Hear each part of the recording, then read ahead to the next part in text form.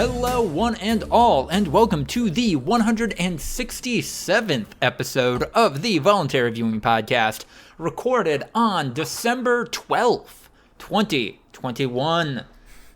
On the podcast today, we have a man who is going to say definitively which of Santa's reindeer is the best one, Ryan Holtz. I think we've done this bit before, and it's obviously Blitzen. Yeah, Blitzen! Without a doubt, it's Blitzen. No one else is even close. Like, Blitzen is in S tier, and there's no other reindeer that even approaches B tier. Like, is Blitzen Rudolph's dad?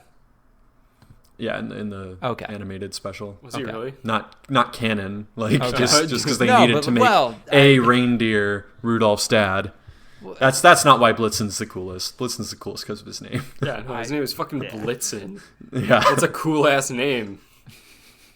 Like on a crew of Cupid and Donner, named after a bunch of cannibals. Like presumably they've got some Chad motherfucker named Blitzen. Yeah, yeah. The Virgin Comet versus the Chad Blitzen. Yeah.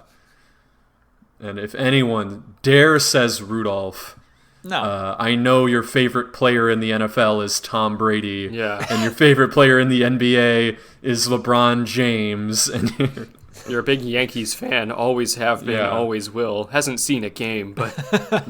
yeah. Never watched a single game except for that one time they were in the World Series. Yeah. No, it's not fucking Rudolph. And if it's not Rudolph, then it's obviously Blitzen. That's fair. Rudolph's not even really a reindeer. Rudolph's the alternate. Yeah. Can we throw that down? Not even like an alternate. He does just a different job. He's just a specialist. Yeah. He's a goddamn the other flashlight. Reindeer. He's exactly. a tool. The other reindeer pull the sleigh. Rudolph just guides the sleigh. He's a headlight. Mm-hmm. The other reindeer are the engine and the wheels. Like Rudolph's literally like you could replace him with just a fucking spotlight. Mm-hmm. He's actually like smaller than the other reindeer. That is canon. Yeah, that he. So yeah, like he is. Just he was straight lame up and not shitty, pulling. and yeah, he's lame and shitty. Couldn't even walk right, Rudolph. Get out of here. Yeah, man can't. The reason he didn't play any reindeer games was mostly because he was not physically able to. Oh boy. Boy. Ableism. He just couldn't compete. Reindeer I don't mean ableism. because he was disabled. I just meant because he was weak. He was bad at them. Fucking soft, Rudolph. This is hardcore holiday shit. Yeah. Also on the podcast today, we have a man who is going to tell us what the best holiday hot sauce name is. Andrew Clark. Okay, hold on. I'm going to get a box. Okay. I'm going to read you. I think this is actual good content for the podcast. Read you every single name of the hot sauce advent calendar contents that I have. I have a hot sauce advent calendar that I got for my birthday from my sister in September. And just started opening, in the last couple of days. It's been great. Hold on one second. When do hot sauces expire? Do they? They gotta eventually. Yeah. Yeah, probably not within 3 months, but Right. that would be funny. That added an interesting twist, which hot sauce is consumable. Okay, so the first one we have North Pole Heating Company, Comet's Cayenne Colon Cleanser, Frosty's Fire Starter, That one's not bad. Krampus Blend, I don't think Frosty has anything to do with it. Okay, anyway. Elf Elixir, Ho Ho Ho Hot Sauce. Ho I like that being one. spelled Heawx because it's Cajun. It's Cajun. Baby It's Chilly Outside, spelled Chile. That one's... The Most Wonderful Hot Sauce. Serrano Claus Hot Sauce. Wait, what's that? Just What's the reference there? Serrano instead of Santa. Serrano peppers. Oh. Yeah, no, that one's bad. Boy, that's weak. I'm gonna put that in F tier. Just an S. Oh. Ragin' Cajun Christmas. Again, you just added Christmas at the end. I don't know what this word is. Belsnickles brew. Isn't Belsnickel the like bad guy? He's like Krampus, isn't he? Oh. Like he's in the episode of The Office. Dwight plays him, I thought. Okay. He's like the weird Christmas witch guy, I thought. Silver Bells. Just Silver Bells hot sauce. Okay. Mistletoe potion. Hark the habanero sings. That's okay. Blitzen's mouth blitzer. Hell yeah. Okay. Oh Christmas tree hot sauce. No, what? Felice Trinidad. That's All right, yeah. The Pepper Express. Miracle on Jalapeno Street. That one's rough. Xmas in Carolina. Rudolph's Carolina Reaper. nose maker. Rudolph's nose maker. Cocaine? What if it is just a vial of Coke? That'd be amazing. The Ghost of Christmas hot sauce. What? Okay. The Pepper Who Stole Christmas. They really got lazy after the first 5. Saint Nick's Scotch hot sauce. What? Can I? And then Lagniappe. Lagniappe? I don't know what that word is either. Lagniappe hot sauce. I don't get that one. So And then Santa's Blend is the actual like Christmas Day hot sauce. I like how you're undermining the concept of an advent calendar from the get-go. Well, no, I didn't open up like they listed on the tried back. them. Yeah, no, I mean like there's a. It's because it's nutrition facts. They have to have on the box the nutrition facts for every food item in the box, so it says which one's which. Yeah. Half the fun of an advent calendar is you don't know what's going to be under the tab. I don't know. I had a fun time reading them when I actually got this for my birthday. Okay. But like I don't know which order they're in. And I'm not going to fucking remember that shit. Okay. Like, They don't put nutritional facts on the chocolates, do they? Like a standard chocolate advent calendar, I don't think. no, maybe they not. Yeah. would. Yeah. I was right. Belsnickel is the guy that Dwight plays in The Office, a crotchety fur-clad Christmas gift-bringing figure in the folklore of the Palatinate region of southwestern Germany along the Rhine River. It is preserved in Pennsylvania Dutch communities, so it is kind of canon for Scranton, Pennsylvania. Okay, I found out what Lagniappe is, and it's actually pronounced Lagniappe. I don't know like where the word comes from, but it's an extra bonus gift. It's a phrase used for like but wait, there's more. Like here's the extra thing. One more thing. Also, Blitzen is Rudolph's dad in the Good Times retelling of the Rudolph story. Okay. But Donner is Rudolph's dad in the classic animated. And his wife is Mrs. Donner. What? So Donner is his last name. Oh. The reindeer are all just like high school jocks who refer to each other as their last name. Yeah. You guys. Halt's Derider. It's me, Clark. Remember from high school? Fuck. Yeah. No. Fucking atrocious. You guys have good athlete last names. You guys have good we jock do. last Yeah. names. The writer, that's no. The writer's rough. Yeah. I'm Luke or nothing. Yeah. Also, hello. That's a good introduction. I'm Lucas That's DeRider. I'm going to my first ever office holiday party on Monday. We'll see how that goes. It's at a barcade. Yeah. Should be a fun time. I hope. The barcade near you, or a faraway barcade? I don't know if I should say the name on the internet, but Yeah, you just say far away. Yeah, no, it's further away. The company's covering the Uber out there because drinks will be free. So, yeah, worst comes to worst, I get a drink for free and play some arcade games. Spending a lot of money on that, though. Eh. I don't know. This is anti-work bleeding into me. It's like, oh yeah, wow. I wonder how much money they're spending on that Christmas party that could have just been diverted into bonuses. You'd probably that would have been fine. Yeah. Speaking of anti-work, in Jade's second job that she's working on the side, someone has been like sending in faxes with like to the receipt machines. Yeah, and like with like union organization and stuff like that information, which is pretty fucking sick. The receipt machine thing is like a real trend. I don't know who's doing it, but yeah, that's becoming a thing. And they always link to anti-work at the end. And also, they were very involved in the whole Kellogg's like crash their scab application form stuff. I was actually going to bring that up in like the other category today, that we should do that. I don't know if they have taken them down yet, but I just think that's fun.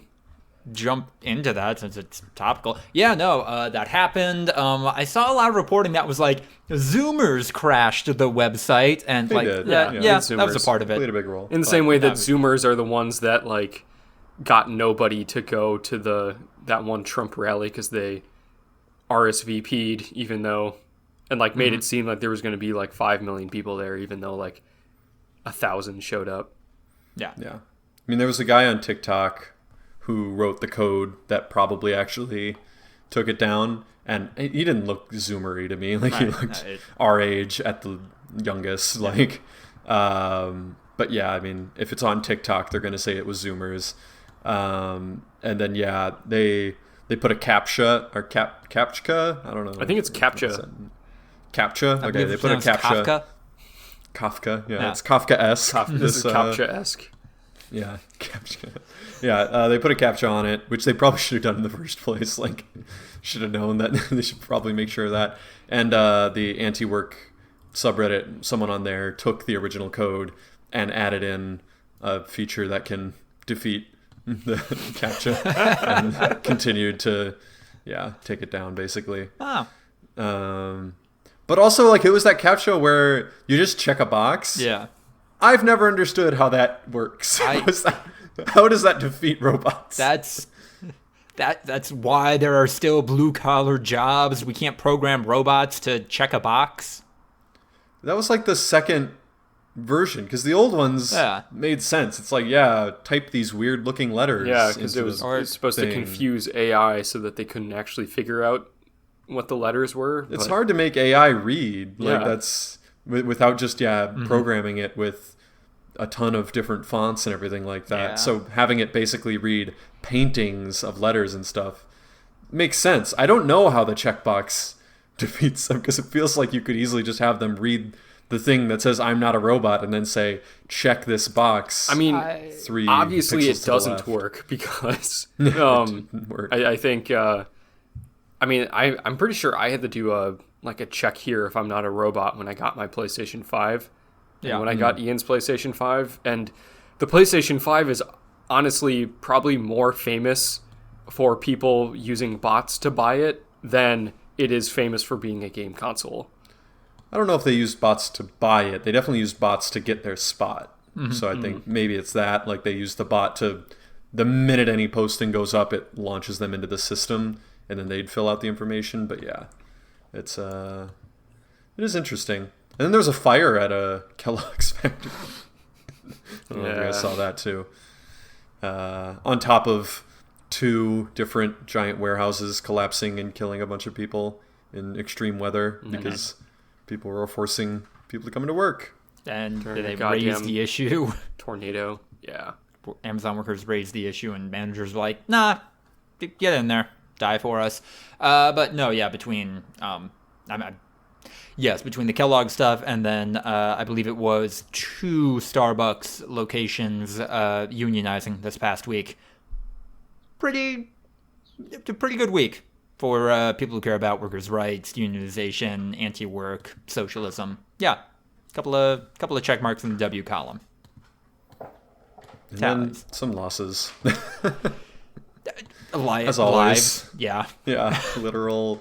The more important thing. Uh-huh. The Amazon one, yeah, definitely like a tragedy and a few people died. But yeah, the candle maker one in Kentucky, it was like 40 people I think died, right? Right. And they were making like $8 an hour, like literally slave wages to fucking die in a terrible accident where that could have been easily just, hey, don't come to work during the tornado. And so, during like the biggest time of year for candle makers, where they easily could have been like, yeah, no, like you're gonna make more money because we're gonna make more money, but that's not how capitalism works. Oh, you mean they could have posted jobs for more than $8 an hour? Yeah, exactly. Like temporary seasonal like, workers there's no reason could have been that paid more. During the biggest time of year for you should be paying people that much money. The defense that they're going to use is like, if we pay these people more, then our year-round employees will complain.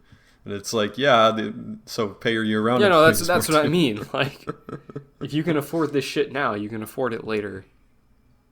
Just be better, you fucking assholes. That's my big... Be better, everyone. That's my big comprehensive argument. Be better. Yeah. There are going to be a lot of people we want to be better as we head into News of the Week. I have such a problem with the way you wrote this first headline. I think Andrew will too. Okay, I'll just get right into it then. What company is adding NFT to their game covered up years of sexual misconduct and allowed offenders to quietly resign instead of holding them accountable for their actions? Ubisoft. Yeah, the first one of those three things is definitely equivalent to the other two. Yeah. What?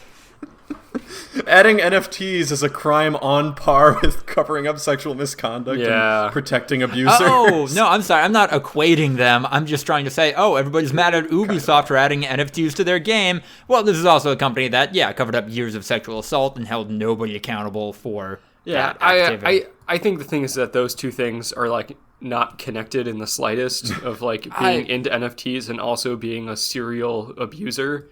Mm-hmm. Is there maybe a correlation? Sure, I'd be willing to see that data, but that would be a fun correlation. Yeah, but like those things are not connected.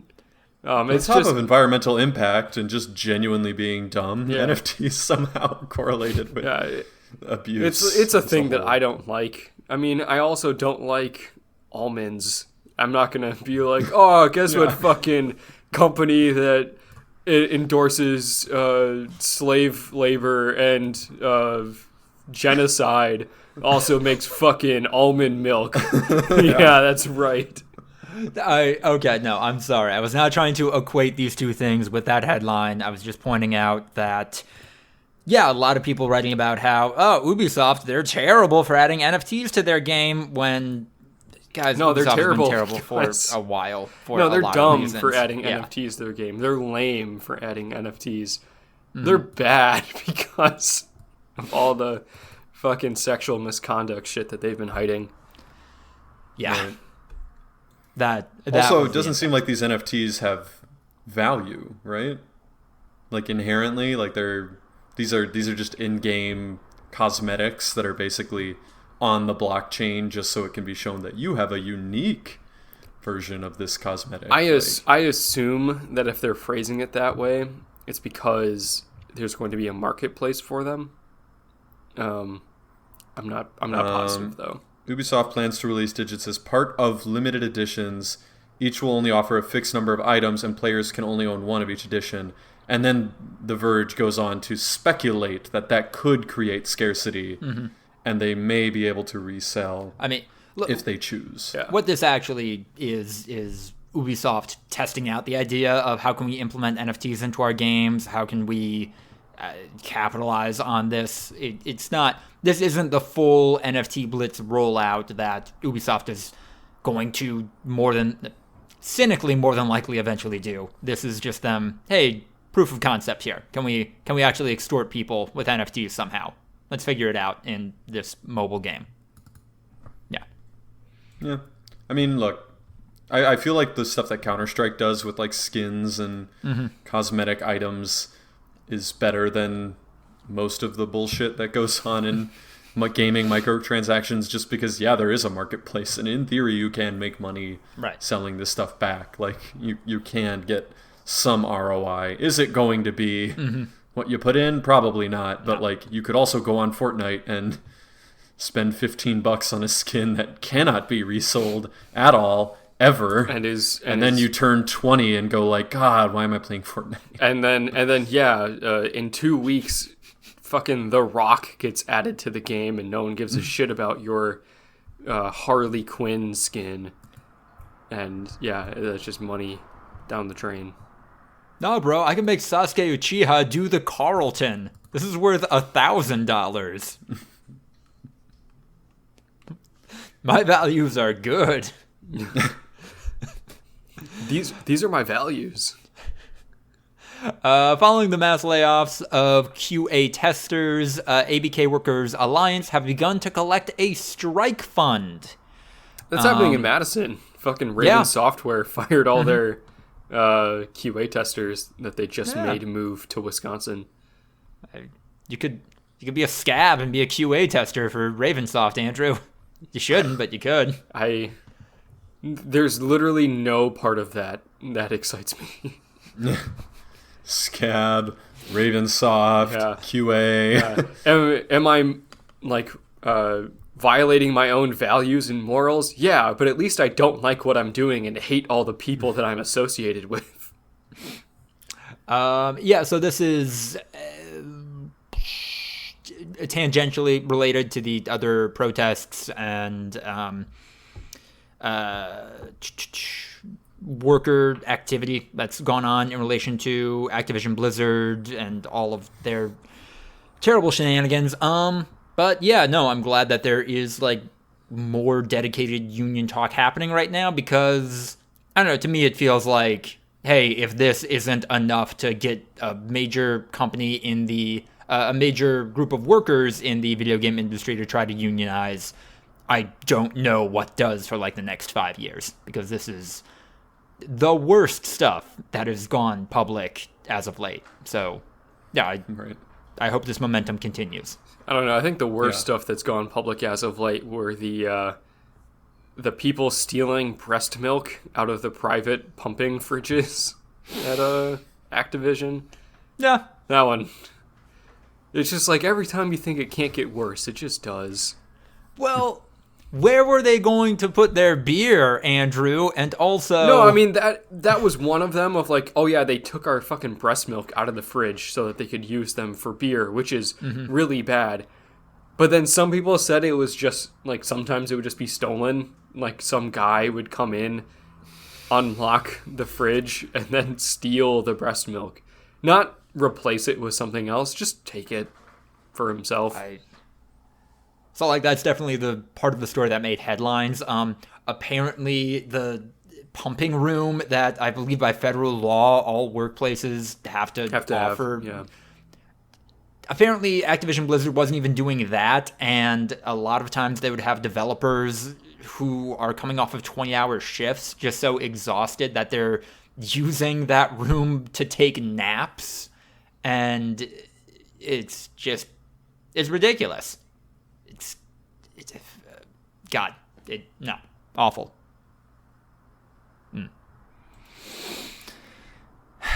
And then, yeah, of course, Activision Blizzard has responded with an anti-union message that is just verging on cliche at this point.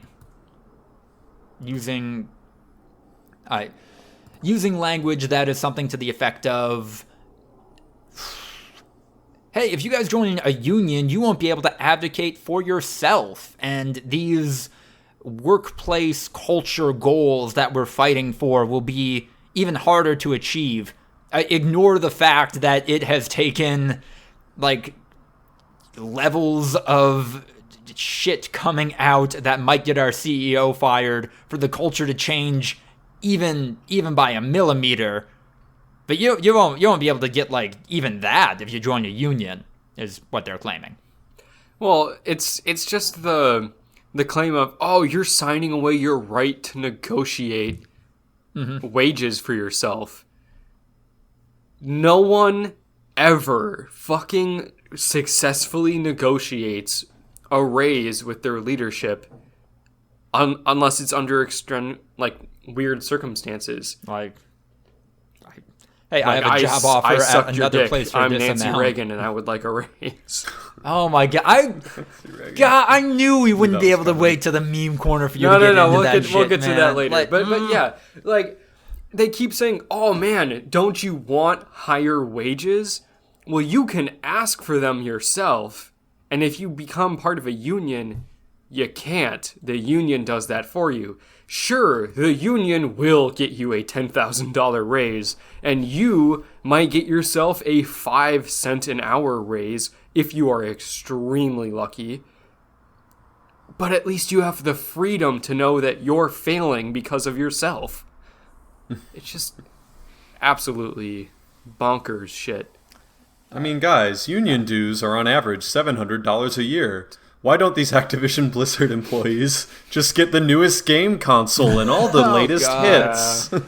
Who was that? United, I want to say. It was Delta. Yeah, fucking Delta. I just want to highlight this paragraph super quick. Achieving our workplace culture aspirations will best occur through active, transparent dialogue between leaders and employees that we can act upon quickly. That hasn't happened. And that's why you're in the shit right now, Activision Blizzard. Like, you didn't do the thing you're telling people to keep in mind. This is the consequence of being a shitty company that does not pay your workers a whole lot and does not treat them well. A lot of people get away with it. I know that. But it has to be in the back of your mind at all points that you can only push your employees so far before they join a union. Right. And take that ability to treat them like shit away from you. This is them basically saying, guys, if you join a union, you won't be able to engage with us in good faith. We're not going to engage with you in good faith, but you won't be able to do that either now. Like, that's what this message reeks of. So, I mean, the end of the message is, if we fail to achieve the workplace goals we have set forth, if we fail to do the things we've committed to doing, then of course you will still always have the right to engage with and vote for CWA. And it's like, you did that. Then the inverse applies. Then if we vote for CWA and it succeeds, and then it ends up being terrible, then we can go back to this shitty plan that you have. Like, yeah, you can't say that way and then not be like, but also the other way works too. Like, well, but also the thing that they're saying is, hey, if this environment ever becomes really toxic and you don't make very much money, of course you can join a union. But the environment is toxic and they aren't making very much money. The worst case scenario has already happened. Guys, if you join this union, we won't be able to achieve our goal of zero workplace harassment besides Bobby Kotick. Like, that can't happen if you get into a union. Fucking. All right. So, this isn't going to be fun for me to talk about, but maybe it'll be more fun content to listen to. The Game Awards happened, and I took notes on most of it. Good God, if you guys could see our planning document. It's so long. It's broken into 3 categories: winners, announcements, and weird shit. There's going to be a lot of bleeding over between those 3 categories, but here are the highlights. Winners: Games for Impact, Life is Strange, True Colors. Already getting into weird shit, because the Game Awards put the Games for Impact award, the award that's like, hey, video games are this socially important thing that affects the world, in the pre-show. They gave this one away before the Game Awards even started, and gave it to a game that I have only heard people talk about how, hey, these social issues in this game kind of the watered down version of those social issues, and it's not actually saying anything, and is more just like, man, yeah, This is Vanguard all over again. trans people need a W. Here you Okay, go. This is Vanguard all over again. hold on. Lucas! I really gotta speak my mind on this shit. So, I don't know. I haven't played this game. I'm sure that you're right and that it is a lot of really oversimplification with a lot of social issues, not a lot of diving into depth, maybe not speaking on the nuance of, you know, being gay, being trans, being not white, probably. all that kind of stuff. But we are talking about video games here, which are famous for their lack of representation. And this is a game that, while maybe not doing so in the most artful or most nuanced way, is talking about those situations at least a little bit. And so, while maybe it didn't deserve to win Games for Impact, I have no take on that. Okay. There is something to be said for kind of stepping into a new territory and trying to at least address that part of the population a little bit. Mm-hmm. I mean, it's just like representation matters. It's a game where there is representation. Maybe it did not do so in the most tactful way or most nuanced way, but it did fucking do it. Like, come on. I And like that you until raised it's this more point. commonplace, like, we do need to applaud games that try. And then eventually we can say, like, yeah, no, like, we need to tell these stories more artfully and more dutifully. But until that happens, there has to be a stepping stone. I like that you raised this point with the first bullet because, yes, the overarching theme of the Game Awards, this year's Game Awards, was Jeff Keighley and the industry patting themselves on the back for doing the bare minimum. But, yeah, okay, we can get into the next ones. R/gaming, Game of the Year was Resident Evil Village. That's a fake subreddit. What? It's filthy default casual subreddit. Oh. Yeah. Which the- Our gaming is a default subreddit. It's overrun with like trolls and 10-year-olds. Like it's a games is the real gaming subreddit. R/game. Oh wow. Our gaming means nothing. Jeff Keighley. It's fake way Reddit more fan. popular. It's like quadruple the user No, I'm base sure. of games, but it is a default subreddit. Anyone who makes a user account is by default subscribed to it. So it's a fake subreddit. But anyway, move on. They gave away all 4 esports awards in the course of 30 seconds, so I'm going to keep that alive and skip over them. I've never heard of any of those people or events. Nope. Best indie, Kana, Bridge of Spirits. Also won best debut indie game. Debut. Yeah, Best debut. debut. Both of you said it wrong. No, it's debut. It's debut. Debut. It's like, it's day. Yeah. You say with the Y, like debut. Okay, whatever. Okay.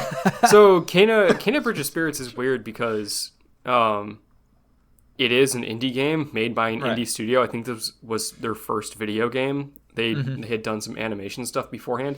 It's a goddamn like first party developer though. What?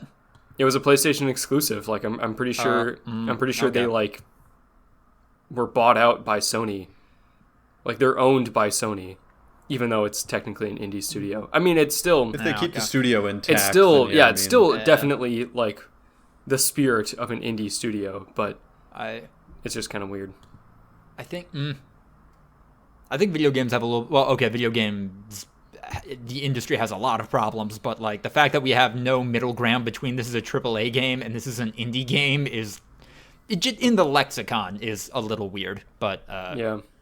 all right. Best performance: Maggie Robertson for playing Lady D. Ooh, y'all Fair. salty. I mean, Oh, fair. You guys were down on it when she even got nominated. You were like, I don't know about that. It was a really small part of the game. I mean, Yeah, she did I a good also- job.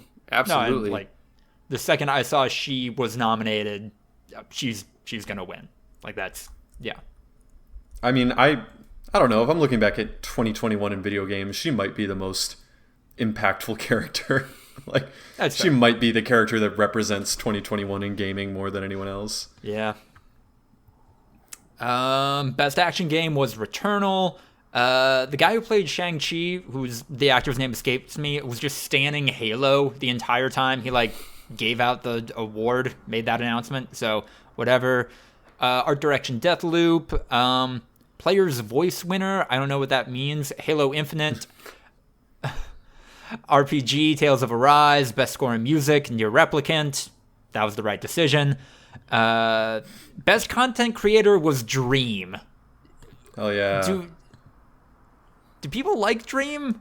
We What's going talked. on there? We already Yeah. talked about this. Dream is super popular. Yeah. But like, for cheat, I don't know. Whatever. He's not popular for cheating. Like, that's why he became the number one speedrunner. But like, his content was big before he held the world record for Minecraft speedruns.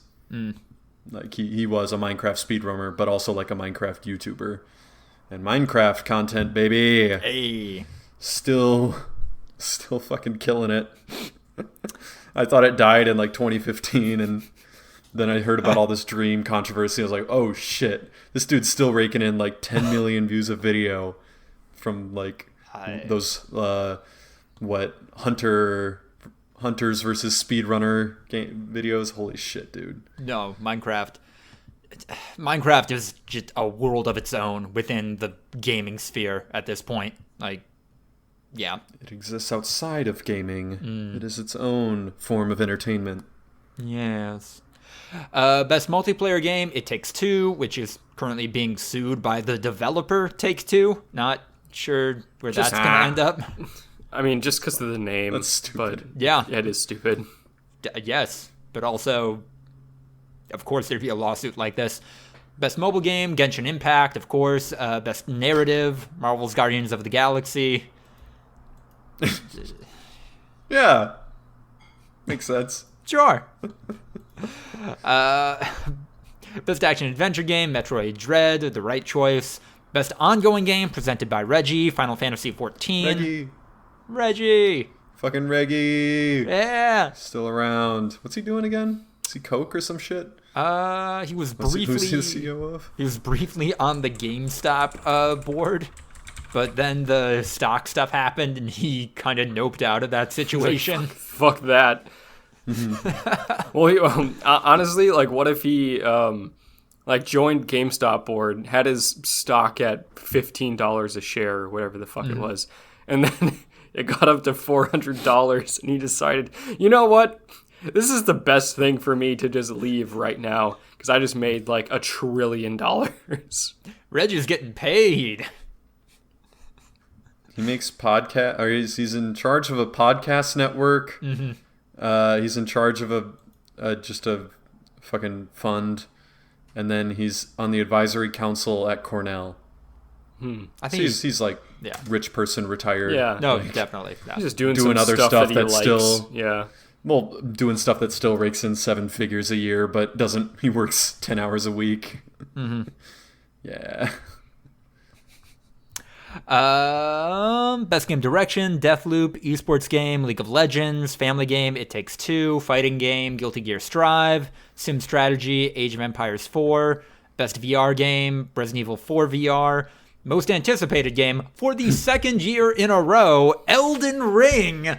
Also the right decision. Undefeated. Oh my God. Also the right decision. So, there can be so many hands in that game. It's weird. All the trailers focus on hands. I'm into it. And then Game of the Year, presented by Neil Druckmann for some goddamn reason. It Takes Two. Damn. Why not Neil Druckmann? Like, Well, the head of a very successful and well-respected game developer. because he was kind of like, why the fuck are you giving my game bad reviews last year? A little controversial. Okay. Yeah. No, he's not. But, okay. Sure, mister, this game is about the Israeli-Palestine conflict that has no clear solution, no clear good guy, bad guy, Neil Druckmann. Sure.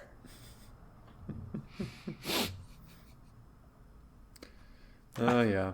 Was It Takes Two good, Lucas? Did that deserve it? No. You happy? Oh. Did you play it?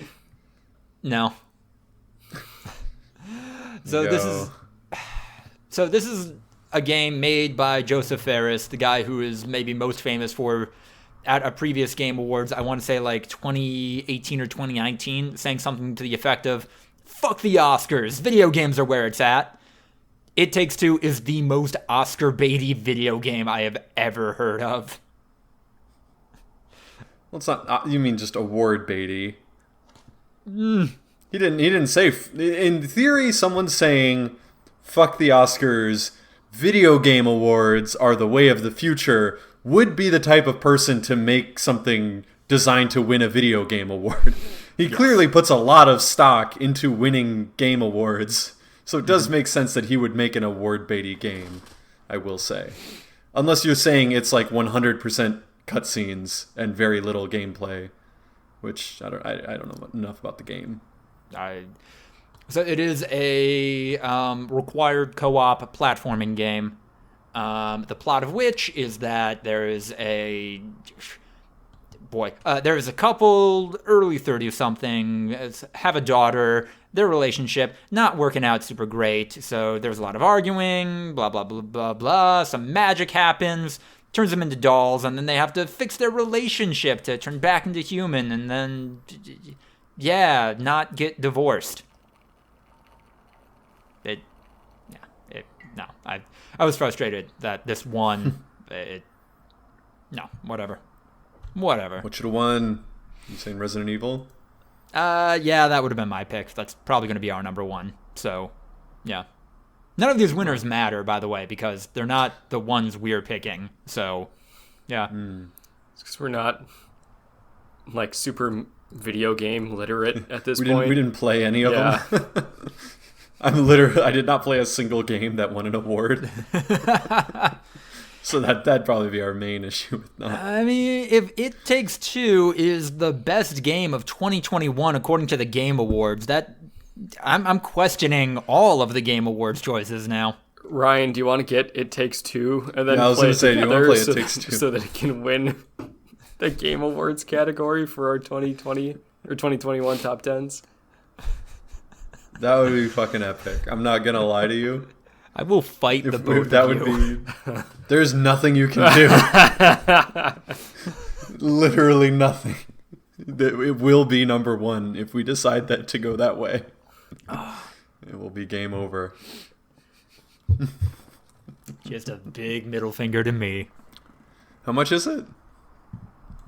I don't even know what platform it's on. PlayStation 4, I think it was on. So it's probably original, on, like, which means you can play it platforms. on PlayStation 5. Yeah, you can. Looks like it's $20 at Target in GameStop. I don't know, paying $25 to play 5 hours of a game so that we could put it at number one just to absolutely drive Lucas insane. If it was free, I'd consider it. Probably wouldn't hold out that it'd be number one, but I'd make a strong push for it to be top 5. All right. I got nothing else, fam. Speaking of driving me insane, we're going to jump into the other call and talk about the games that were announced at this year's Game Awards, of which there are maybe 2 that I'll actually play. Yeah. Okay. We have Tunic, a cute Zelda-like, where you're playing as a little fox guy in a green tunic. I don't think that's allowed. Why, because it's Robin Hood? It's Link. Robin Hood. Because it's Link? Yeah. Because it's a guy wearing green. A little fox guy. Is Link a little fox guy? It's Link Fox. He was a little rabbit guy in that one game. That's quite literally the opposite of a fox. That's Predator and Prey. I mean, how about Robin Hood? Like Disney's Robin Hood. That would be the one thing where he is a fox in a green tunic. Huh. Yeah. Is Legend of Zelda, honestly, is that copyrighted because of Robin Hood? I think maybe. I think Nintendo is doing some shady shit. Yeah, are you allowed to do that? Green guy shoots arrows sometimes. Steals from the rich, gives to the needy. Probably. Socialist. Does it sound like I don't know anyone? about that. Does this sound like anyone? The Texas Chainsaw Massacre, the game, is a thing. Telltale's The Expanse. I guess Telltale is a brand now? Yeah, I was going to say, wait, I thought they didn't exist anymore. No, yeah, they closed down. They spectacularly closed down because of horrific mismanagement. Yeah. But now they're a brand, I guess. Somebody bought that name. Thirsty Suitors is a game infused with American Indian culture where you are a 20-something woman fighting her exes a la Scott Pilgrim. I'm down. I'm down for this. It'll be a fun time for me. It's a lot of... How many exes? I think 20-something, like, damn. No, think seven. Did you say 70? 7. 7. Yeah. Okay. That's not bad. Yeah. I was like, it's a video... Like, so it's going to be a lot of fights. Like... I'm talking, like, you've had, like, 40, 50 exes and No, even the, like... the people that you fight on the way to the boss fights, like there's the people in the That's what I was thinking. Yeah, no, we're talking like 400 or 500 X's. Yeah. I mean, like, damn. you guys have been in breakups where it's like, okay, well, I guess the person I was dating is my enemy now, and also all of their friends are my enemy now, so, okay, guess I'm fighting them too. Interesting. We've all lost friends because of a relationship divorce. That's how it goes. No, not once. Literally never. Okay. I'm sure that's a normal thing. Huh. I have not. I've been fortunate. There's some people you talk to less the second half of freshman year of college. That wasn't... Oh, yeah, sure. Yeah. Didn't really I don't know. lose a friend, but yeah, sure. Yeah.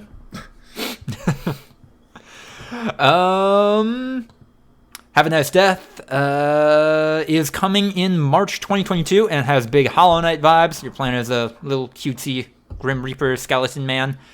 Persona 4 Arena Ultimix is coming to Switch and Steam on March 17th. I think that's the only thing we're getting for the Persona 25th anniversary event. Hellblade... Oh, Ninja Theory's Hellblade 2. Senua's Saga, is a thing. There's a new Star Wars game. Yay. It's made by David Cage's Quantic Dream. Boo.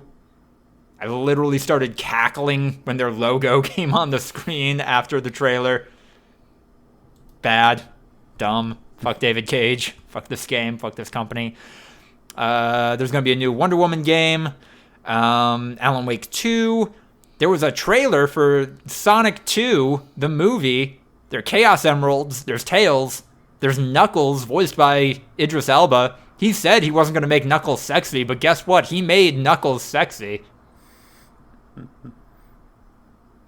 Is it just for the memes that Idris Elba's voicing Knuckles? He definitely got paid for this. Like, does Idris Elba have any voice acting experience? I actually don't know. Using Cats, but that's not voice acting in the same way. Yeah. That's performance capture. There's mocap. Performance capture, Andrew. Don't disrespect No, fuck off. performance capture artists. Okay, filmography. No, he was in Zootopia. Oh! He was also in The Jungle Book. Finding Dory. Finding Who Dory. was in the Jungle Book? He provided additional voices to Aqua Teen Hunger Force in 2011. Oh my god. I see that, yep. And he voiced Truck in Call of Duty Modern Warfare 3. I remember that. He dies at the end. It's like the main tragedy of the game is you're in a squad of 6 dudes. It's you, your best friend, and then 4 other dudes. And all 4 of them fucking die at the end.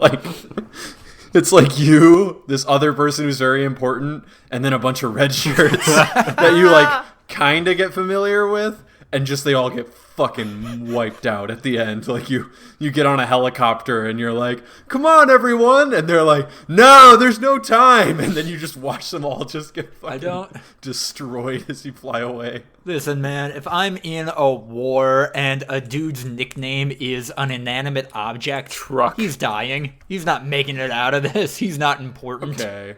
Trucks are animate. What? They might not be alive, but they're definitely animate. yeah, it means like they move and shit. They move a fuck ton. It's their job. It's their main purpose. Yeah, it's their whole thing. It's a non-living item, I guess. I want like soldiers to have nicknames that are like very specific. Like, hi, I'm PFC Andrew F-18 fighter jet Tomcat Clark. Truck. He, along with Sandman and Grinch, sacrificed themselves during a firefight against Makarov's men to save Price, Yuri, and the Russian president. The mine collapsed and they all fucking die as you're flying away in a helicopter. You know, maybe people were too critical of the new Call of Duty's games writing. Maybe it's actually Modern a Warfare step 3 up. is not new. We're oh, I see. Yeah. No, that's fair. I was like, oh, Lucas, I've got bad news for you, man. Modern Warfare 3 is a decade old. New Horizon Forbidden West trailer, followed by an orchestral performance of the game's main theme. Slitterhead, from the creator of Silent Hill. Seems like it might be interesting. Also, Slitterhead sounds like a slur against... I don't even know which group, but I'm not don't name a group. it. Yeah, don't try to associate that with something. Nightingale, a dark fantasy game with a multiplayer element? Is that even allowed? Can they make games like that? What? Weird. Bold. Ryan, this one's for you. The Lord of the Rings, Gollum, the Untold Story. I like Smeagol? Like, what are they? What part of Gollum's story is not told? I don't know. From the trailer, seems like he is killing orcs to protect the ring. Oh, yeah, I guess, his 500 years in a fucking cave. Yeah. I mean, yeah, I guess that's Untold, but it's kind of expected. Huh. What are they... No, but this is what you trying to want, do? though, as a Lord of the Rings fan, right? Yeah. Gollum is the playable character. It's, that's weird. Cuphead DLC. Remember Cuphead? Sonic Frontiers. It looks like Sonic Breath of the Wild, and it's coming in 2022. Suicide Squad had Deborah Wilson playing Amanda Waller on stage. That was fun. Whatever Forspoken is. Warhammer 40k, I guess. Watch out, GTA 5. Saints Row Self-Made is coming out. Whoa. Saints Row? You mean... Didn't they release a Saints Row game after GTA 5? And it was a comparative flop? No. Yeah. I I think did. Saints Row 3 came out after GTA. And I think the new Saints Row reboot is like more grounded, because Saints Row had become like, everything's fucking wacky. You beat a guy to death with a giant dildo and everything's purple and robots and aliens and shit. And now it's just, looks like it's kind of basically just a GTA clone. Yeah. Saints Row the Third definitely came out before GTA 5. Oh, really? What came out after that? Saints Row series. Also, what the fuck is Amazon Luna? I don't know, but that sounds scary. It's Amazon's video game streaming console. It's their version of Stadia, I think. Right. That I think has more or less been abandoned, but don't hold me to that. Got it. Actually, I think it was Saints Row the Fourth, but that came out in 2013. August 2013, so just like right around the exact same time as GTA 5. So they tried to compete, and they failed once. Obviously. And now they'll fail again against a decade-old game. There's going to be a Dune real-time strategy game. That's going to end a lot of people's relationships, potentially their lives. Dune sickos are going to get way too into that, I imagine. Tiny Tina... RTS games are not for everyone. Yeah, there's a very No, small ever they're played an for RTS? Dune fans. If you can get through Dune, you are playing a real-time Dune strategy game. I need to read Lucas's message when I asked him if he wanted to go see Dune. Lucas has a very preconceived notion of what a Dune fan is. Ryan, Like, they are a person in his head. Like, sometimes you have like an ethereal concept of what a certain fan of a media is. Lucas has a person in mind when he thinks of what a Dune fan is. Like, it is a well-developed character. Lucas knows what a Dune fan's favorite food is because they like Dune. It's spice. No, yeah, a Dune fan is anybody who's tried to read the Dune novels like 3 different times. Never fans succeeded. haven't actually No finished one's Dune. actually read all No. the Dune books. There are a lot of not. people that have read most of Dune. There are some people that have read all of Dune and maybe tried to read the others. There is not a single person that's read every Dune book. I do have a question for you, though, Ryan, about Dune. Yes. What is the Dune in the Dune books? It's a desert planet. No, but Sand dunes. the planet has a name. Like, I forget it off the top of my head. Arrakis? Yeah. Or is Arrakis the... Yeah, no, it's... No, it's Arrakis is the planet. Yeah. Yeah. So what's the Dune? Sand dunes. Yeah, they. It's a desert planet. I think people call the planet Dune as like a I slang. Nah, no, I think they Oh, always okay. call it Arrakis. Okay. No, they definitely call it Arrakis in the movie. I think, yeah, there's a bunch of dunes, and then there's worms that hang out in the dunes. And so Dune is, yeah. So I guess maybe it should be called Dunes by your logic, but I don't know. So I'm sorry. The books could just be called desert. They could just be called sand by this logic. That's pretty much the same, yeah. Couldn't every piece of I guess, media yeah. be called something else though? Like, I mean, They went for a simplistic title, yeah. and because of that, yeah, I guess it could always be second guessed. And then, like, that one word title doesn't actually... I'd be hard pressed to find a single piece of media that has a one word title that you couldn't that just be called name something else? I actually kind of want to do that. I was thinking the first thing that popped into my head was Holes. Yeah. I was like, it'd be like if Holes was just called Hole, even though it's about a bunch of holes. That would be weird. But I guess there is like one hole that's Yeah. more valuable than all the other holes. Although, no, they didn't even find the treasure in a hole. No, they found a clue They for found the it treasure. Yeah. under a boat. Yeah. But they found the treasure itself under a boat. Like, Yeah. that's some bullshit. Yeah, now I don't like holes anymore. Tiny Tina's Wonderlands is out in March. Ashley Birch and Will Arnett should just handle public speaking at all events in place of Randy Pitchford. That's a hot take that I hope that company sticks with going forward. Among Us VR is going to be a thing. It's almost assuredly going to become a sex thing pretty quickly too, but whatever. Cross that bridge when we come to it. what? Yeah, it will. Andrew, my sweet summer child. Ryan gets it. Steel Rising is the French Revolution, but with automatons. Dying Light 2, Stay Human, is out in February. Jeff said that it was a story trailer, but there was no story in that trailer. Spider-Man's in Fortnite. Also, they added tents that let you carry over weapons from one match to another. GTFO is a horror co-op game on Steam. New Elden Ring trailer. The only genuine exciting thing of the night for me. New clip of The Matrix Resurrections.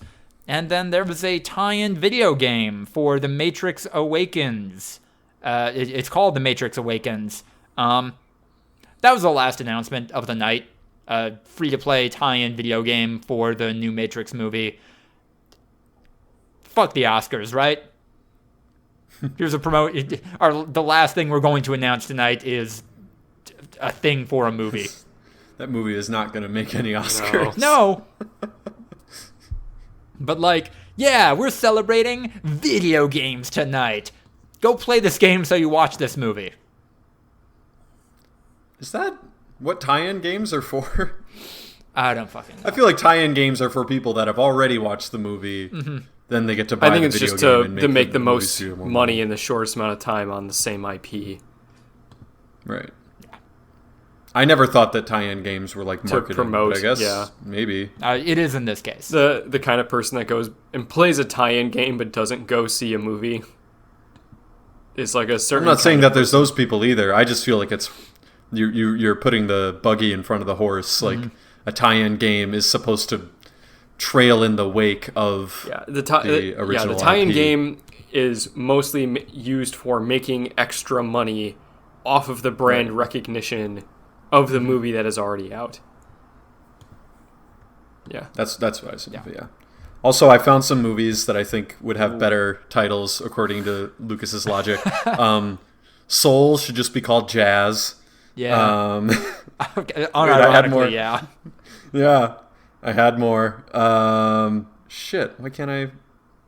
Sorry. I did have more. Ooh, Joker should just be called Clown. Honestly, kinda. Fucking, I don't know. Bombshell should be called Assault. I don't know that movie. It's about Fox News. The Fox News. All the allegations there. Us should be called Clones. Any movie that has a one-word title, I guess you could make a more representative title. Yeah, no, just remove the art of it and describe the movie in one word is kind of how you do it. Yeah.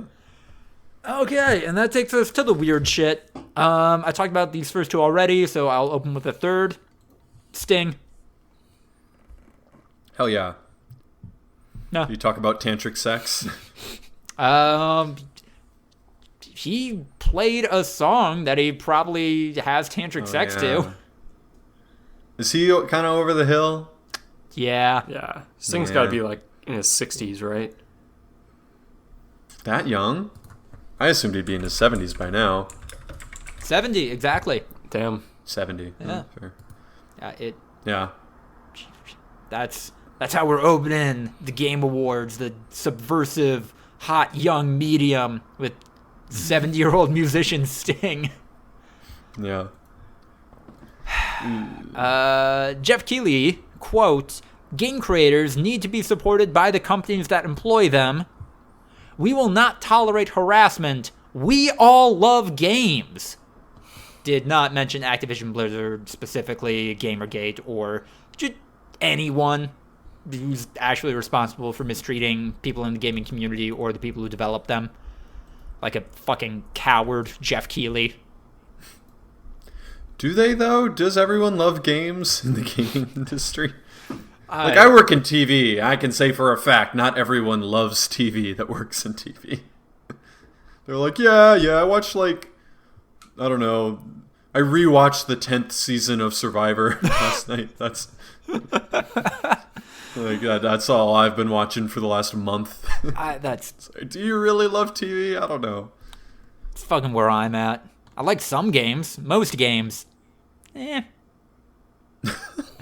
ZeniMax just straight up put in a "come work for us" video. Cool, Bethesda. Ben Schwartz and Jim Carrey promoted the second Sonic the Hedgehog movie by hammering it up on stage. Microsoft announced the change for, I think it's Microsoft Game Pass PC to just PC Game Pass in a collab with Dave and Gata from the show Dave. That promotion was for my roommate specifically and no one else. Oh. Yeah, I was going to say, you mean a collab with Lil Dicky? Not Dave. Yeah. I don't. No one calls him Dave. That's the whole point of the show, is that he's not called Dave. Yeah, he's Lil Dicky. I don't I don't watch Dave. There's a half-hour stretch where no awards were given out. Of course, Kojima presenting the trailer for Del Toro's new movie.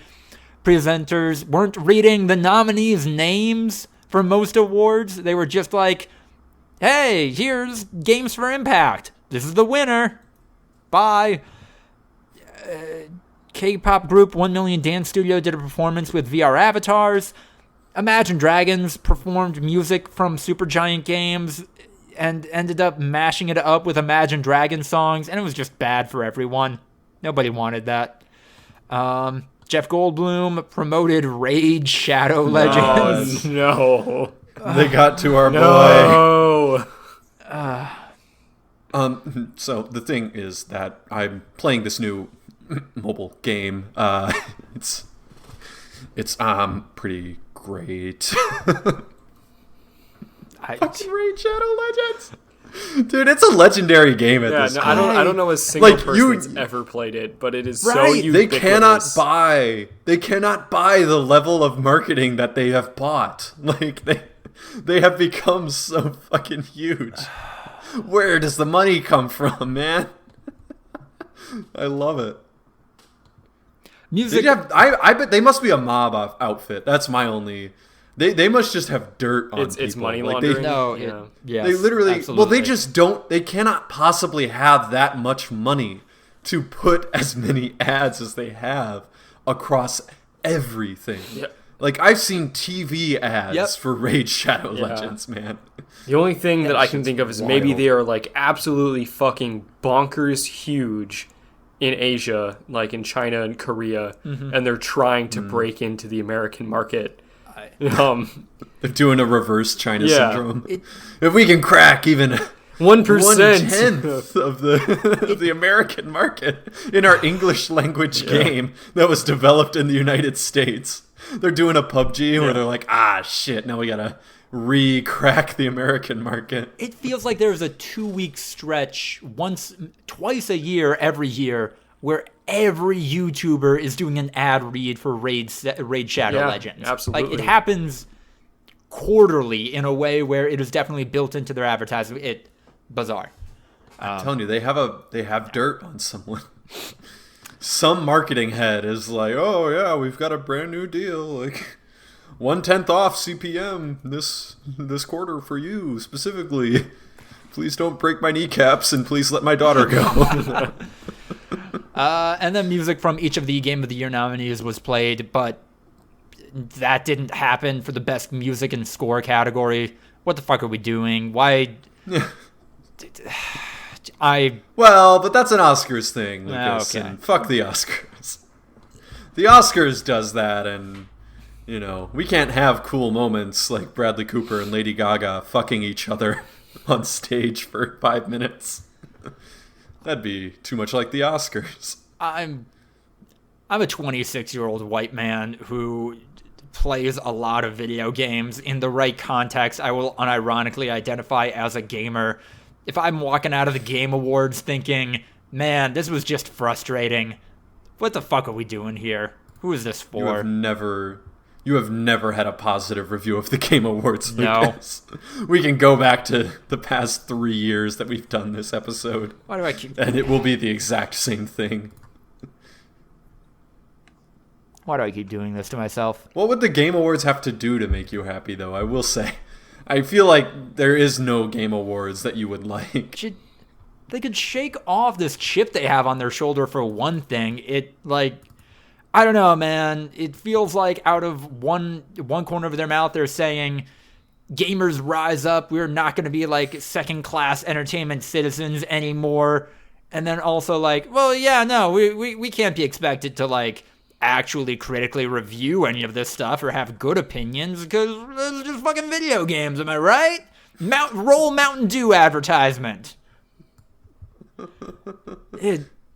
I think that an issue that you're going to run into for the rest of your life is that video games are inherently pretty niche and like fractured. Then lean into that. Then be like, hey, this is going to be weird shit, Let's do that.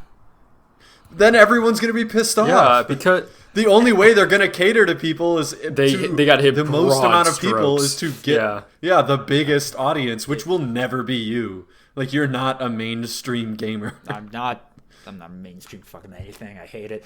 But I wish I could be basic. I wish I had it in me. My life would be so much easier. No, I guess, I don't know. My closing thought on the Game Awards is that... So the Game Awards originally, like, this current iteration comes from, like, the Spike TV Game Awards, which were also hosted by Jeff Keighley, because, shocker, he has rich parents in the entertainment industry, and they kind of let that happen for him. So, yeah, this entire thing just reeked of, man, this is for people who were really into the Spike TV Game Awards in 2007. This award show is still for them, but they're boring dads now, so this is going to be the Game Awards for boring dads. Like, even down to this video game is about divorce winning Game of the Year. Rant over. All right, let's talk about fucking Nancy Reagan being the throaty goatee or whatever, Andrew. The throat goat. Okay, you just trashed, like, out-of-touch boring dads. Yeah. You sounded so much like an out-of-touch I'm boring angry, dad. Ryan. I'm sorry. Nancy Reagan. Nancy Reagan. Even with the Wisconsin What'd you learn accent? on the space face, Andrew? Goatee. Okay, fine. I'll be topical then. I'll be hip. Andrew, did Nancy Reagan let a bunch of gay people die because she heard they were better at oral than she was? Probably, yes. Yeah. That was probably the reason. That's the whole joke, is that everyone hates Nancy Reagan. That's the bit. Yeah. That's the meme. That's why this is huge. Yeah, it's because nobody likes her shit. except for apparently Ben Shapiro's sister. Abby Shapiro. So, like, this whole thing started because classically Abby Shapiro, or whatever her I don't know, is she married? Yeah. Does she have some other guy's last name? Yeah, probably. Okay. No, but I think she still goes by Abby Shapiro. Oh, that's not very traditional. I don't really know if that aligns with conservative values, but I think that the issue that we're running into here is that, like, she's a well-known person, so a lot of the stuff that she does it goes on name recognition, so I think it is actually important in this one unique outsider case. Her legal name is actually changed, but, you know, as a performer, she tends to use her maiden name because that is what she's known for on the internet. But I would say conservatively, like, you should take your husband's name because that is important. I like how Ben Get Shapiro... the fuck out of here, Ben. I like how Ben Shapiro talks, like... You know how sometimes they're in a live video call and, like, it freezes for a second and then the audio speeds up to get Ben Shapiro's just talking like that constantly. You know, Ben Shapiro's voice is missing frames and it's trying to make up for it. Anyway, so classically Abby and Madonna have some sort of beef. They got beef, man. And so she posted this thing about how, like, here's Madonna at 65 and here's Nancy Reagan at 65, and it was Madonna, like, in a photo shoot where she's laying on a bed in, like, lingerie, and then Nancy Reagan at, like, a White House photo shoot where she's in a dress and just with a bunch of other people. Like, one of these women is classy and the other is trashy. Like, Nancy Reagan is the pinnacle of, like, what a woman should be, you know, some shit like that. And then everyone started bringing up that Nancy Reagan was apparently famous for being a huge slut in Hollywood, and that she would just blow executives all the time. Apparently blew everyone on the MGM lot. Some people think that she fucking gave Mr. T a blowjob. I think it is all but confirmed that she was hooking up with Cesar Romero, the actor who played the Joker in the Adam West Batman series. Yeah, no, that's like pretty much confirmed. She was hooking up with Clark Gable for a long time, and then like a couple other like famous people. One of the guys in the Rat Pack, I don't remember which one, but like there's a photo of like. It's kind of important. Yeah, was it Frank Sinatra? No, I don't know. Oh no, it was Frank Sinatra, because there's a photo of Ronald Reagan like yelling at Frank Sinatra because him and Nancy Reagan were like dancing at a party, and it had been like rumored that they were fucking. I'm like, there's 3 members of the Rat Pack, and it's very different implications depending on which one it is. No, I think it was Sinatra. But yeah, like there are a boring. bunch of actors from that time period that just in their own memoirs would put a blurb of like, and then there was hooking up with Nancy. Like everyone was fucking doing it. So yeah, no, like she was the throat goat. She apparently gave the best blowjobs in Hollywood. The sloppy toppy was real. Yeah, no, they then took the picture that Abby Shapiro used and they put like an official looking quote on it. And yeah, the quote was just like guac guac. I saw one where they superimposed Nancy Reagan over a photo of Kim Kardashian holding hands with Pete Davidson. I'm like, Pete, no, not another one. And then by far my favorite quote that I saw about this was, this whole Nancy Reagan thing really is fucking me up because I'm afraid that I'm going to get an awesome blowjob and then turn into one of the worst people of the 20th century. Yeah, Ronald Reagan was a Democrat. Like full-throated Democrat. Yeah, full-throated. And then something changed in that man. That is terrifying. Yeah, who is going to be the next Nancy Reagan who will basically undermine American democracy for the next 50 years through oral just sex, epic skills? Yeah. Oh, okay. So by that definition, I couldn't tell you, but and I'm not totally sure on the timeline. But I think Evita kind of just did what Nancy Reagan did, but in South America. Who? Oh, Vita Perón. Yeah. Yeah. I'm trying to find if anyone's gotten anything on her Wikipedia. I don't think so. Boo. It's probably locked down for vandalism, I imagine. I'm gonna go ahead and say there was plenty of that when this broke. Also, I'm sorry, I missed the avenue to get this quote in here, but I would be remiss if I didn't say, "Excuse me, Mr. Sinatra, I don't recall you being Chinese." Everybody watch What We Do in the Shadows, season 3. Okay, moving into the breakouts. Okay, I think I'm gonna open with Andrew. It's my understanding you've been playing something with a weird surprise incest thing. Are you playing an anime game right now, dude, or what's going on? There's not a weird surprise incest thing in Deathloop, but it is weird. I saw a lot of people posting about it. Like, it's just Old Boy. I mean, no, it's not nearly as bad as Old Boy. But yeah, so in Deathloop, you play as Colt. You're trying to break the loop by doing a bunch of shit, and then the entire time you're being hunted by Juliana, who you develop a rapport with, but you have amnesia, so you can't remember anything. And so Colt's whole thing is like, why do you fucking hate me so much? Like, we dated, didn't we? Like, I broke your heart or something. And then she's like, oh my God, you're so gross. It's like, oh yeah, we totally dated. And then you figure out that she's your daughter, like later on in the game. The thing is, a lot of people didn't play the part of the story where you find out she's your daughter until like right before the ending of the game. But you can do it at any time. So I found out like directly halfway through the storyline. So I didn't experience, apparently, like if you save it till the end, there's more flirtatious dialogue throughout the game that you can experience before you find that out. And then after you find that out, that dialogue doesn't happen. So I guess I just did it earlier than most people and didn't have like that much incesty stuff going on.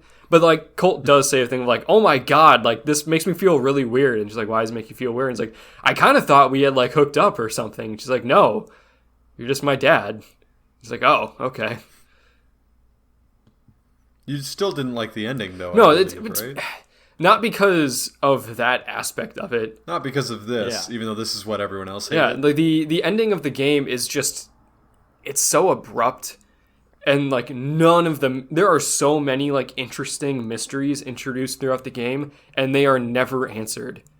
And I looked it up of like, oh my, did I miss a bunch of stuff and I like got the wrong ending? No, just they are never answered. You keep coming across different versions of yourself that will like blip into your loop and be like, hey man, from what I learned from my loop, this shit's going on. You really gotta like, who are you? Why are there two of us? Like, no time to explain. And then they like disappear. And then there is a point at the end of the game where Juliana is like, don't you want to learn about who the other cults are? About who my mother was? About like this? And he's like, no, I'm not interested. I gotta break the loop. I don't care about that. I was like, okay. There were a lot of interesting things happening that I was really looking forward to figuring out the lore behind it, the weird explanations, how everything ties together. Because there is a lot of sleuthing that is done throughout the game. There's a lot of like solving puzzles and getting everything to line up. Right. But a lot of it just goes by the wayside. Also, the one thing mechanically that I didn't like in the game was there's so much freedom in the game of like how you go about playing the loop and how you kill people and the different tactics and powers that you use. Apparently, there is only one final solution to how you kill everyone in one loop. There is exactly one correct answer to the big mystery of how do I line this up so I can kill everybody in a single day. There's only one way to do it. So that I think is kind of stupid. Gotta get them all into the ballroom and use the chandelier, and it was done by the bodyguard. No, because so there's 4 periods in a day. In each loop, there's 4 periods, and time doesn't really pass in each time period. There's morning, noon, afternoon, and night. Yeah. And you have to figure out a way of like, okay, there's 8 total people that I gotta kill. In the morning, I can kill this one person, but then also sabotage this thing while I'm there, then move on to a new location at noon, kill this other person, and then set something else up for the end of the day. And then in afternoon, I can kill these 2 of them. And then at night, because of the other shit that I've done, the other 4 are all going to die at the same time. So, okay. But there's only one way to do it. Figuring out how to get there is really fun, but there is still only one correct answer. Okay, so on a Deathloop... Oh, sorry. No, you're fine. I just, for clarity, the game is more in like a... there are phases, there are world tendencies set up than Majora's Mask, which was literally... there's a timer going. Yeah. Okay. It was there are 4 periods of the day and there are 4 locations, and you can go in any order in the day, but by the time you finish your play session at night, the day resets. And that's it.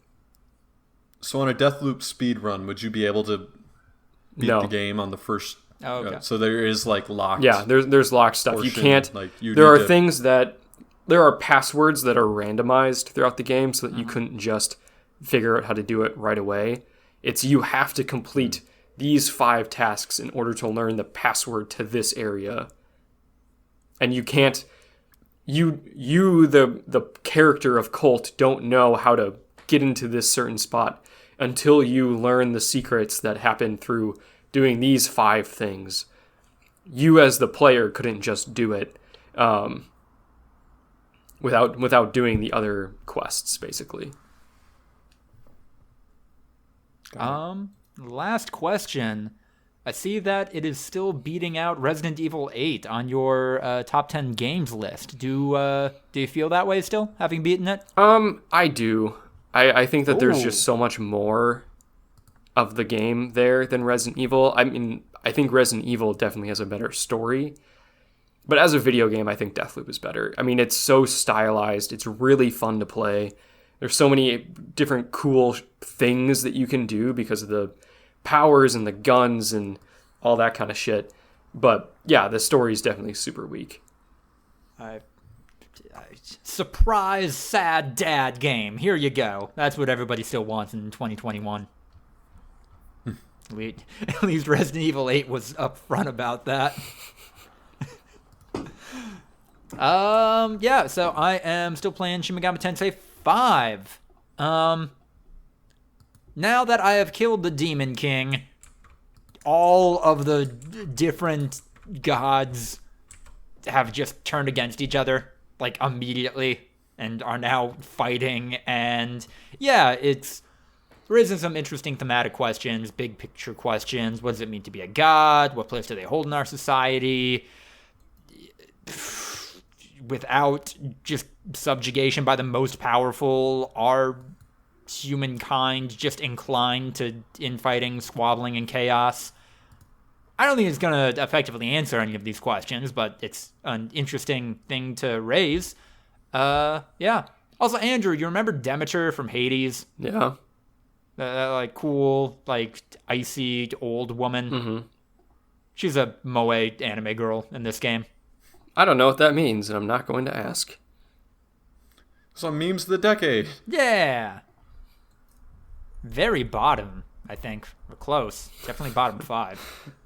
Oh, It no. was down there. No thanks to Lucas. It was down there. Wait, no, I thought I ranked that one poorly. I mean, not as poorly as we did, I think. Well, it was like a 3, but okay. We had it as a 1. The lowest possible score. We couldn't score a 0. You guys, I don't know, man. To me, my philosophy with that stuff is you should give out a 1 as rarely as you give out a 10. Like, those are both extremes. I think I did. All right. I gotta find it. Where's memes of the decade? I think I made that document, didn't I? So Yeah. I have to... Anyway. Should be able to Google Doc that. But, yeah, no, definitely getting into the end game of SMT5 and can't wait to beat it because, yeah, I'm nearing the 60-hour mark and that's too much video game. I gave away 2 10s and I gave away 1 1. Oh. And it was Moe Anthropomorphism. Okay, fair. I'm sorry. And then Andrew also gave it a 1, and Lucas, you I gave it a 4. do have the same amount of 10s as 1s, by the way. Okay, Yeah, you guys stand Andrew corrected. gave You 3 guys 10. hated this appropriately. Fair. We just never heard of it, man. Yeah. You gave Nick Cage's Everyone a 1. I also did. So did Andrew. Yeah. Fair enough. No, that wasn't even a meme. That was weird. That's a meme, baby. You gave the E a 1. What? Lord Marquard. Yeah, E? the deep fried Markiplier as Lord Farquaad with just the fucking E. I don't. Yeah, no, I don't- apparently you had I never don't heard of it think I then either. ran. You gave it a 1. I mean, me and Andrew both were like, yeah, we've heard of it. It wasn't big. You gave it it's like fun. a 3 and a 4, but yeah. All right, We're I a get 1. Moe whatever is my Lord Farquaad. No, it's not. Bowsette is your your forever 10 out of 10 meme that, wow. Good meme. Quality meme. Ugh. Keep it alive. America. World. Ryan, what are you checking out? I watched Barb and Star go to Vista Del Mar. Oh. It was decent. Huh. It was fun. It wasn't good, but it was a fun comedy movie. I was hoping for like a surprise a la Palm Springs last year, where I was like, oh, I was like blown away by this movie. It was just like goofy. Mm-hmm. I feel like I can't like something like I don't know. It's poorly executed. I think you should leave, or like Antino's Big Old House of Fun. It's a lot of absurdism. Oh. But like, I don't know, without the underlying like like subversion. Yeah. Oh, okay. I don't know. Like it's playing on tropes that don't exist, you know, which is absurdism, and it is funny at like a lot of points, but it's not like the same level of like, it doesn't get to that point as much for me. No, there needs to be one more layer of Yeah. this. Yeah. Yeah. And I think and like the characters are likable, and you know, they're like Midwestern middle-aged women, and that's like the main thing that they're playing off of. But Oh, okay. Yeah. Relatable. it's fun. Yeah. All right. So if you need stuff to fill out your top 10, it's like an hour 45, and you could do worse. It's passable. It's on Hulu. What? So This can't be right. I'm on the Wikipedia page, and it says the box office earnings were $32,000. Holy. it was a Hulu movie. Oh, okay. So very limited release just for awards' sake, I'm sure. Oh, yeah. Okay.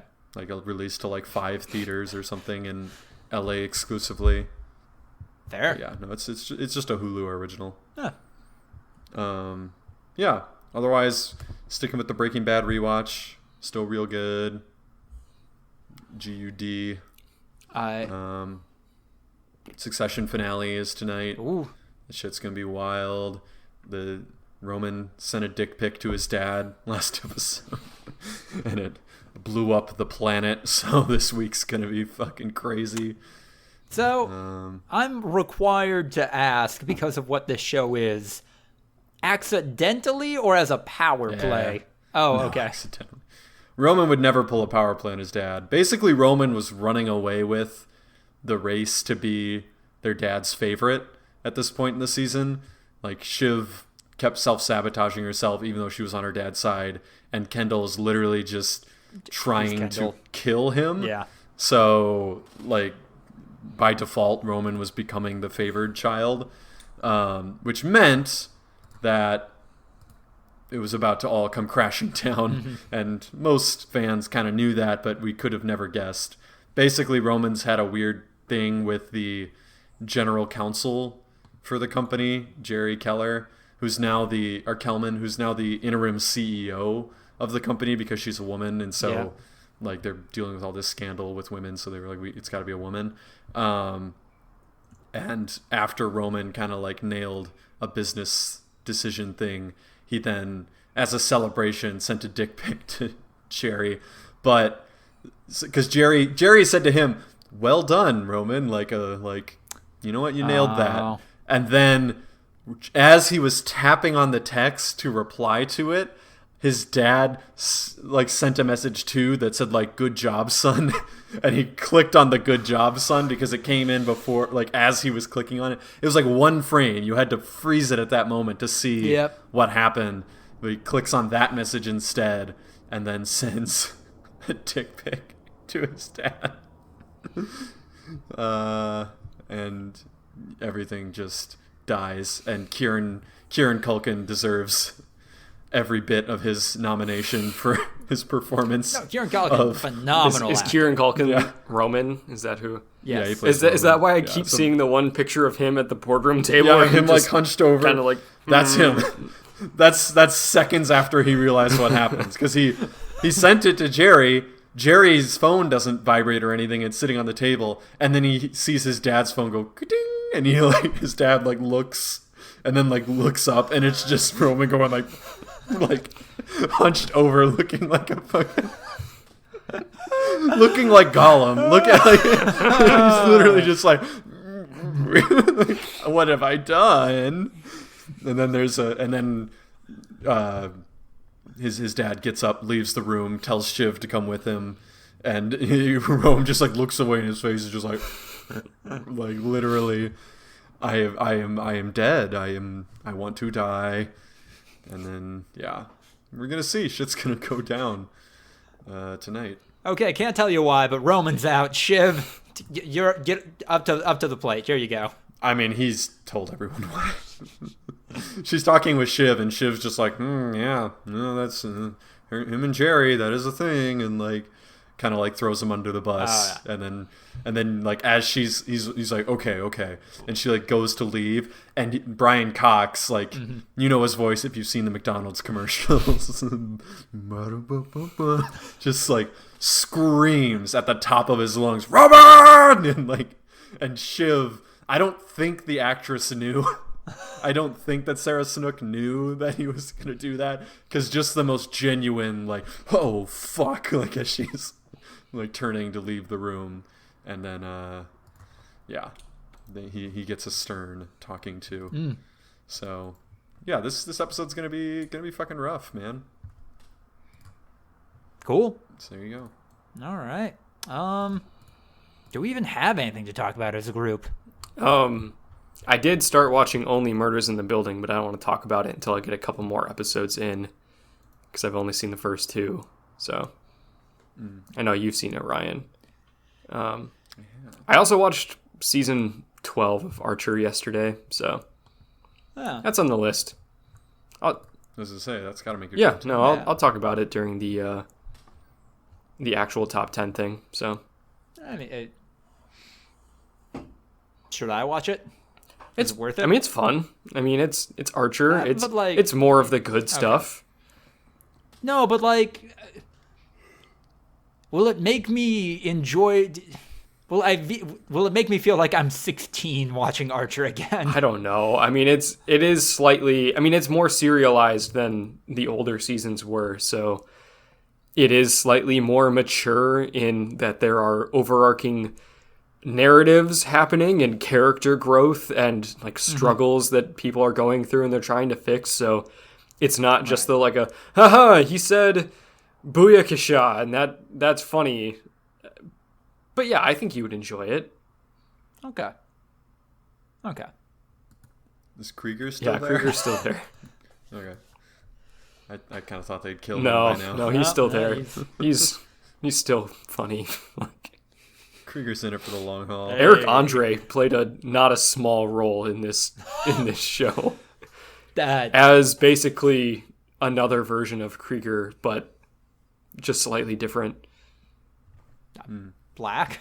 Yeah, no, I mean he looked like Eric Andre. I mean he's exactly the Okay, same. yeah.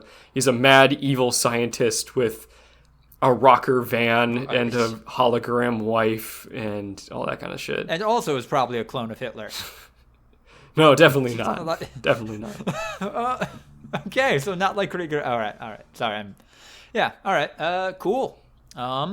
As we have the 8 minutes left in this Google Hangouts call, thank you all so much for listening to episode 167 of the Voluntary Viewing podcast, which will be titled either Captcha-esque or Guck Nancy Reagan. We'll figure it out in post. If you like what you heard, like, comment, subscribe, etc., check us out on Instagram, YouTube, and TikTok for highlight clips. ActBlue in the description if you want to help a collection of great progressive causes. Support us on Patreon and join the likes of the terrific Sucky Badger, Tiffany Cole, and sensual Richard Nixon. Follow us on Twitter for updates at V2_podcast. Email us your questions and business opportunities, voluntaryviewing@gmail.com. And follow me at Lucas DeRuyter on Twitter to keep up with all of my writing. Good luck with the week, everyone. Top 10's coming up, Christmas coming up, New Year's coming up. A lot of stuff coming up. Good luck getting to all of it.